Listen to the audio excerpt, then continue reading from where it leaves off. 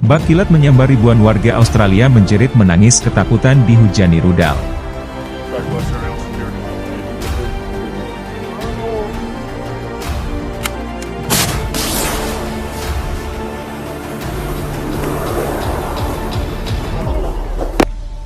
Pejabat militer di kota Australia mengklaim serangan rudal Indonesia telah menyerang daerah pemukiman warga di ibu kota Sydney, Australia. Bahkan sebuah rumah bersalin terkena hantaman rudal Indonesia.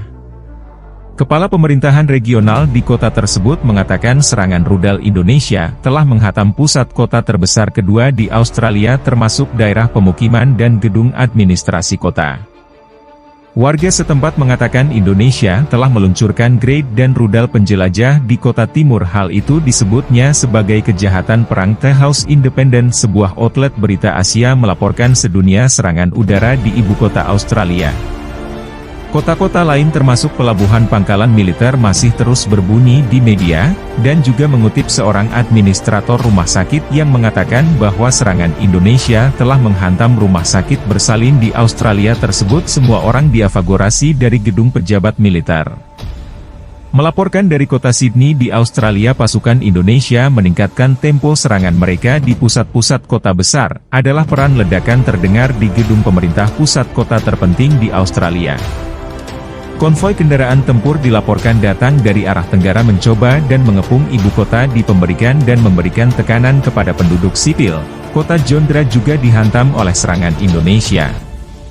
Wali kota Sydney mengatakan kota pelabuhan utama di negara Australia diserang secara beruntun dan menewaskan warga sipil serta merusak infrastruktur.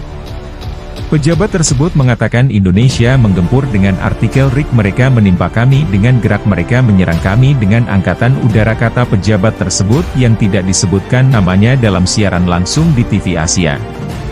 Infrastruktur sipil rusak, sekolah, rumah ada banyak yang terluka, ada perempuan, anak-anak terbunuh, tutupnya.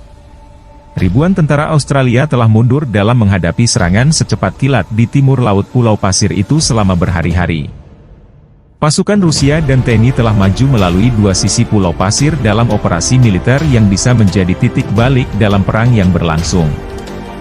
Kementerian Pertahanan Australia hari ini mengkonfirmasi pasukannya telah mundur dari Pulau Pasir, benteng militer utama, setelah TNI menerobos garis depan dan menyergap tentara Australia.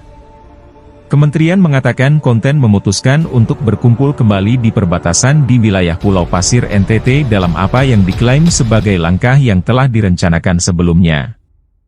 Hanya hitungan jam pasukan Rusia ingin menguasai separuh Pulau Pasir setelah pertempuran sengit dan baru berbicarakan kemarin untuk memperkuat pertahanan. Kota Pulau Pasir dibebaskan hari ini. Wali kota yang tak disebutkan namanya mengatakan kepada CNN masih belum diketahui bagaimanapun seberapa aman kemenangan itu, atau berapa lama itu akan bertahap.